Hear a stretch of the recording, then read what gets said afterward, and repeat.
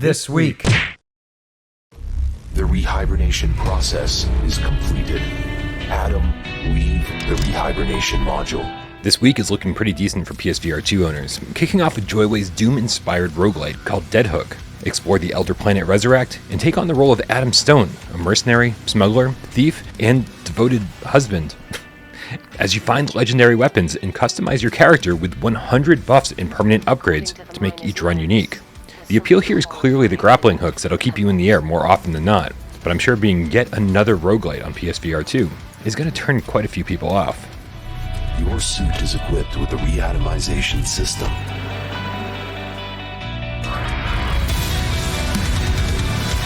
Kill this disgusting insect.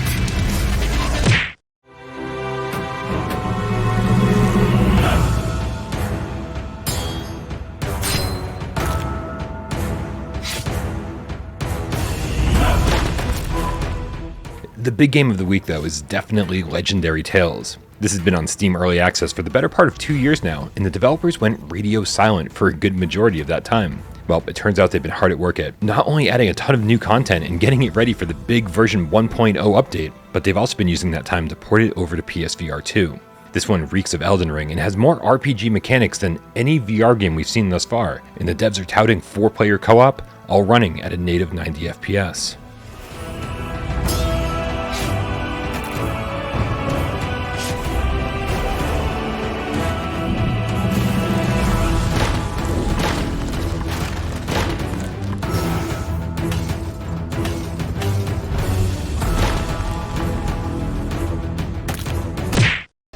Some robots have started ignoring their instructions. Until we work out what is going on, robot travel is being carefully controlled via these checkpoints. Okay, so I know I've been a little harsh on BorderBot since it was first announced, but it might actually be a good time.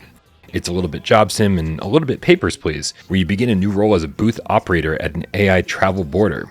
Interact and check over a variety of robots as they try to get through security. Some of their credentials might not be up to scratch, so it's up to you to make sure they get their stamp of approval. Items are and are not allowed each day. And see you tomorrow, newbie. I will not accept this catastrophe!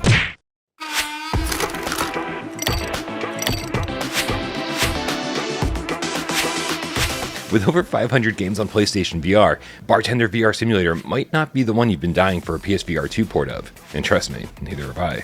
But it is coming this week, so hopefully they fix all the issues from the PSVR 1 version, so it can be a boring game, instead of just a broken one.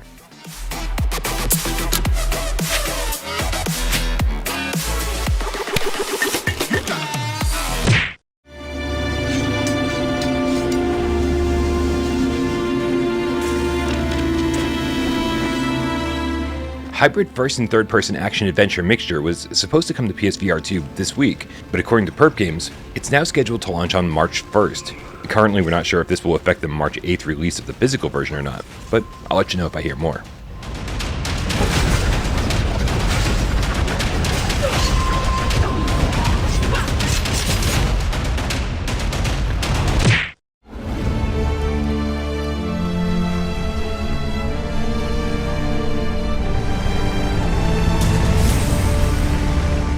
Gaijin Entertainment has been keeping us up to date with Aces of Thunder, their, as of right now, PSVR2 exclusive War Thunder spin-off. They revealed recently that they're wrapping up development on the game with more news on the release coming soon.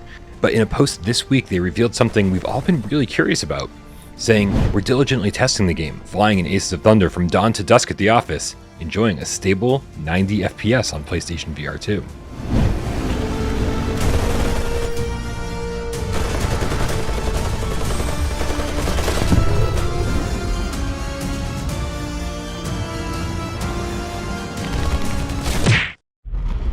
San Francisco Ghostbusters, come in. This is Dr. Ray Stantz from New York. The resident of the 12th floor has some way found his way to San Francisco. But why? Team up with Dr. Ray Stantz and investigate the haunted house and stop Slimer before he causes mayhem. The Slimer Hunt DLC for Ghostbusters Rise of the Ghost Lord is out now and it's free. And if you haven't picked up the game yet, it just got a $5 price drop, bringing it down to $30 instead of $35. Just make sure you check out my review first before taking the plunge.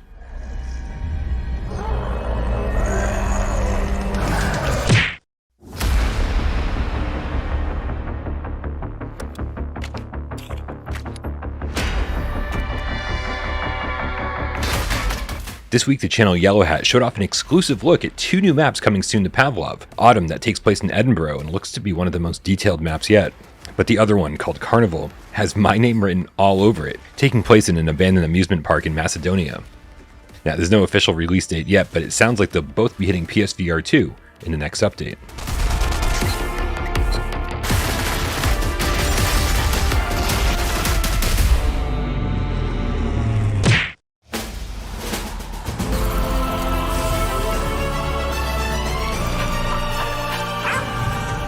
The big news for Zenith this week is that it's going free to play. Reading through the blog post was a little bit confusing, so let me try to break it down for you. It sounds like the game that we've been playing for the last couple of years will still be there and available for everyone to purchase at a reduced price, but the new mode called Infinite Realms is a season-based procedural action adventure RPG, as the developers are calling it. They're also introducing a new virtual currency called ZENITH that you'll be able to spend on cosmetics at an in-game shop. Now listen, I love Zenith, and back when it launched on PSVR1, it was game-changing. But for me to be excited about any of these updates, it needs a massive PSVR2 patch that'll smooth out the frame rate and take full advantage of our headset's features.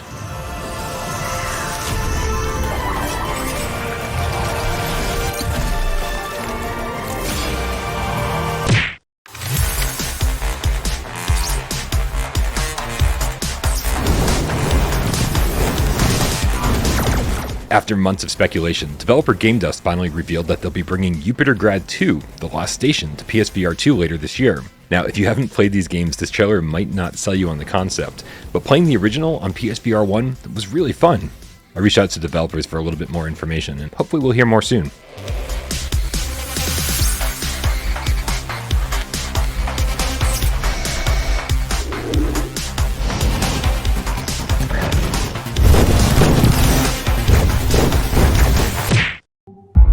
National time regulation finds out we're sending you back, well, you won't return. You know I have to disclose that.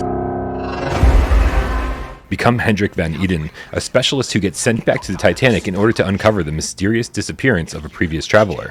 Get thrown into the bowels of the Titanic, and use your wits to escape the ship, deck by deck, solve countless puzzles, and manipulate your environments in order to avoid the ever-rising water. This one's being called a horror thriller, so you know that gets my attention, and although it's coming out on MetaQuest this month, the developers have said that the PlayStation VR2 version is in the works, and slated for later this year. Hendrik, that gate is gonna go! That was not a person. You need to be prepared to see more of this. We need to get you above the waterline.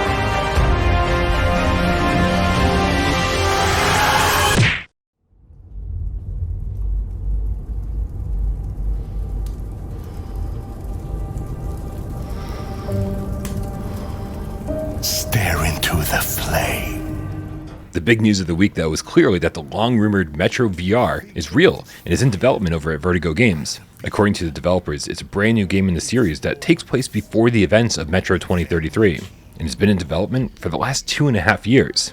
Now, the PlayStation blog talks about some PSVR2 specific features, but it's the environments on display here that have me intrigued the most. If Vertigo is able to produce this level of detail, and hopefully without reprojection, we could be looking at a truly stunning game here. So far, they've only announced a 2024 release date, but when more details emerge, we'll certainly let you know.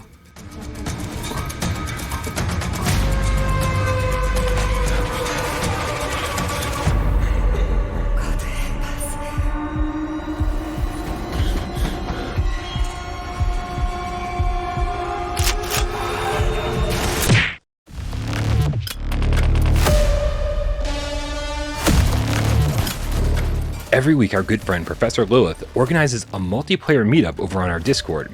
It happens every Sunday at 2 p.m. Eastern, and this week we'll be playing 64-player PvP shooter D-Day Enhanced. If you can't make this week's meetup, don't worry, it happens every Sunday at the same time. So, make sure you click the link in the description below. Come join our Discord.